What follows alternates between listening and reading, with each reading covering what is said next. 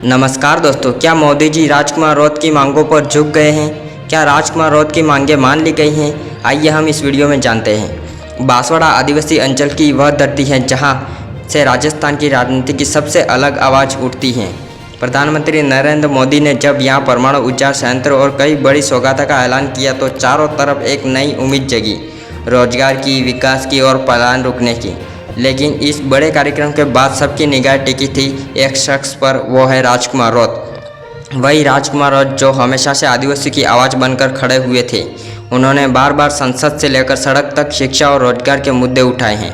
और सबसे अहम सवाल यह है कि मोदी के दौरे के बाद रौत चुप क्यों हैं? क्या वाकई में अब उन्हें लगने लगा है कि इस परमाणु संयंत्र से बांसवाड़ा और डूंगरपुर की जनता को रोजगार मिलने वाला है, या फिर यह सियासी खामोशी किसी गहरी सोच का नतीजा है?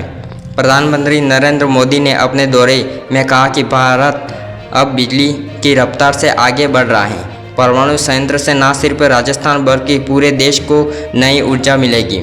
लेकिन बांसवाड़ा के लोगों के लिए सिर्फ ऊर्जा का सवाल नहीं है, यहाँ की सबसे बड़ी समस्या है रोजगार और पलायन। हर साल हजारों आदिवासी परिवार मजदूरी करने के लिए गुजरात, महाराष्ट्र और दिल्ली तक चले जाते हैं। गांव है वो खाली हो जाता है, खेत बंजर हो जाते हैं। ऐसे में यदि संयंत्र सचमुच हजारों नौकरियां पैदा करता है तो यह बांसवाड़ा की तस्वीर बदल सकता है। राजकुमार रौत हमेशा से आदिवासी समाज की आवाज़ रही हैं। उन्होंने शिक्षा की कमी का मुद्दा उठाया, बेरोजगारी और पलायन की समस्या पर बार बार संसद में सवाल खड़े किए और विस्थापन को लेकर आंदोलन, आदिवासियों की आवाज़ भी बुलंद की। मोदी के दौरे से पहले रौत ने साफ कहा था कि हमारा विस्थापित भाइयों को उचित मुआवजा मिले, और सरकार ने उनकी यह मांग मान भी ली थी। अब बड़ा सवाल यह है कि जब मुआवजे की बात पूरी हो गई और रोजगार की संभावना भी खुल रही है तो क्या यही इसी वजह से राजकुमार रौत है वो खामोश हुए? क्या एक संभावना यह कि रौत समझ चुके हैं कि मोदी की इस सौगात से वाकई में उनके इलाकों में रोजगार मिलेगा, इसलिए वे टकराव का रास्ता नहीं अपनाना चाहते हैं? दूसरी संभावना यह भी है कि वे इंतजार कर रहे हैं कि कितनी नौकरियां सचमुच में स्थानीय युवाओं को मिलेगी या नहीं।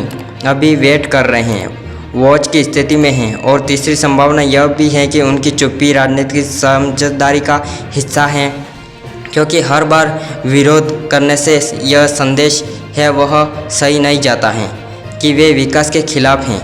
बांसवाड़ा और डूंगरपुर के लोग अब उम्मीद कर रहे हैं कि स्थानीय युवाओं को प्राथमिकता के आधार पर नौकरियां मिले, विस्थापित परिवारों को स्थानीय बसावट और सुविधाएं दी जाएं, शिक्षा और प्रशिक्षण केंद्र खोले जाएं ताकि युवा तकनीकी कामों में फिट हो सकें।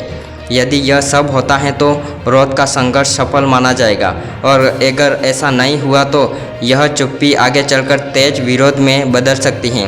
राजकुमार रौत फिलहाल बांसवाड़ा डूंगरपुर से सांसद हैं। उनकी पहचान कांग्रेस और बीजेपी से अलग आदिवासी पार्टी की है, यानी कि उनकी राजनीति का असली आधार विकास और हक की लड़ाई है।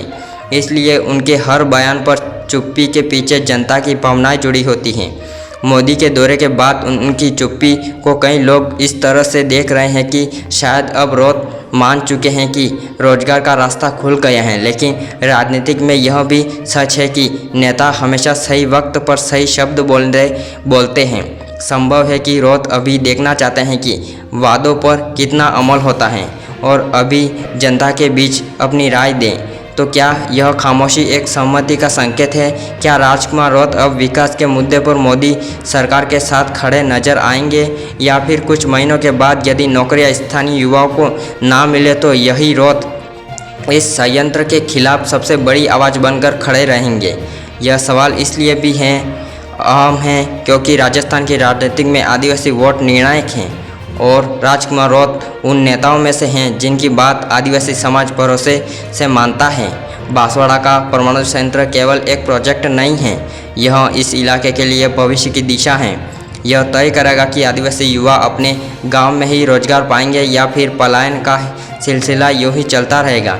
राजकुमार रौत की चुप्पी इस वक्त भले ही रहस्यमय लगे, लेकिन असलियत यह है कि सबकी निगाहें उस पर हैं। वो कब बोलेंगे, क्या बोलेंगे और किसके पक्ष में और किसके विपक्ष में खड़े होंगे। फिलहाल इतना ही, लेकिन कि मोदी की इस सौगात ने नई उम्मीद जगा दी है, और अगर ऐसी होता है तो उम्मीद की हकीकत में बदलती हैं तो बांसवाड़ा डूंगरपुर की कहानी हमेशा के लिए बदल जाएगी। आपको क्या लगता है, राजकुमार रौत की चुप्पी का मतलब सहमति है या आने वाले वक्त का बड़ा संकेत है और बड़ा इशारा है? कमेंट में अपनी राय जरूर दें। क्या राजकुमार रौत ने जो भी मांगे रखी क्या वह पूरी हुई है या नहीं? कमेंट बॉक्स में अपनी राय जरूर दें और लेटेस्ट खबरें देखने के लिए हमारे इस चैनल को सब्सक्राइब जरूर करें। धन्यवाद।